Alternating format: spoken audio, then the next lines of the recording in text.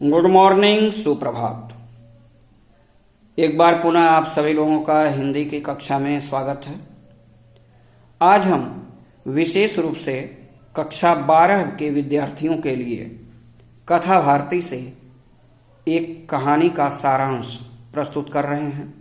आप ध्यान से सुनिए और इसे सुनकर अपनी कॉपी में लिखने का प्रयास कीजिएगा। आपके पाठ्यक्रम में जो कहानियां दी गई हैं उनमें से आज एक कहानी पंचलाइट की चर्चा करते हैं। पंचलाइट फणीश्वरनाथ रेणु द्वारा लिखी गई एक आंचलिक कहानी है जो ग्रामीण पृष्ठभूमि पर है। गांव के पंचों ने, जो महतो जाति के थे, मेले से रामनवमी के दिन पंचलाइट खरीदा। पंचलाइट गांव में आने पर बड़ा उत्साह का माहौल हो गया।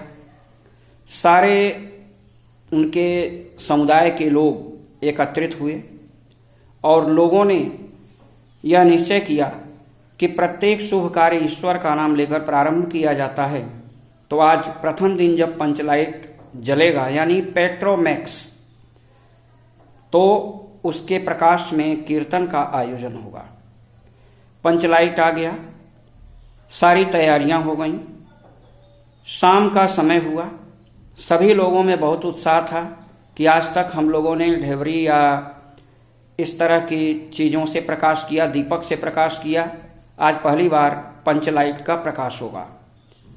एक उत्साह का माहौल पूरे वातावरण में, पूरे समुदाय में। परंतु ठीक ऐन वक्त पर लेकिन यह लग गया कि इस पंचलाइट को जलाएगा क्यों, क्योंकि आज के पहले न तो किसी ने उस समुदाय से पंचलाइट देखा था, न उस समुदाय में कभी पंचलाइट प्रयोग किया गया था। ऐसा नहीं कि उस बिरादरी में, महतो बिरादरी में, कोई पंचलाइट जलाना नहीं जानता था।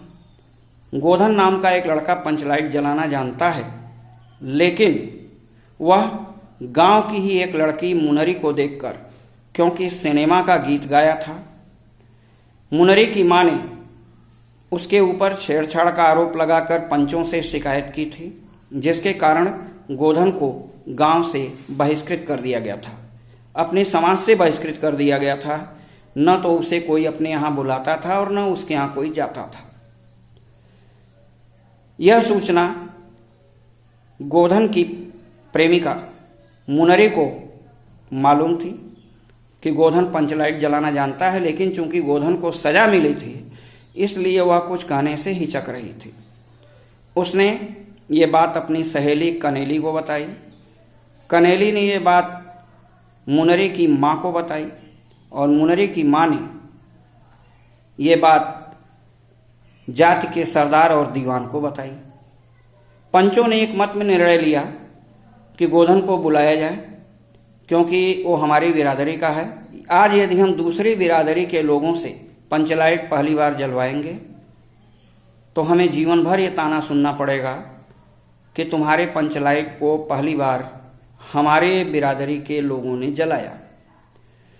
गोधन को बुलाया जाता है, परंतु वो नहीं आता है और वह कहता है कि अभी एक बार तो आप लोगों ने मेरे ऊपर दंड जुर्माना लगाया है।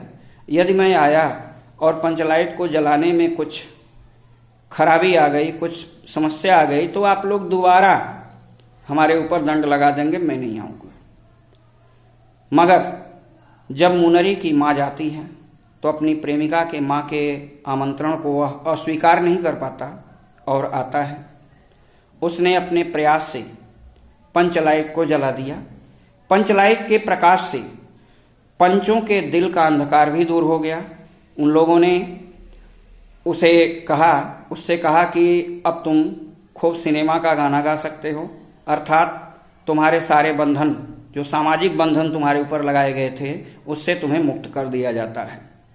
उस रात पंचलाइट के प्रकाश में कीर्तन हुआ।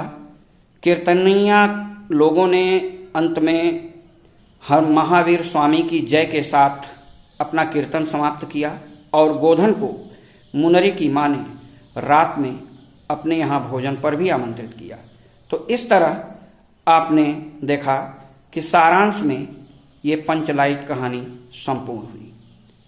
आप लोग घर पे रहिए, सुरक्षित रहिए, स्वस्थ रहिए। Good bye.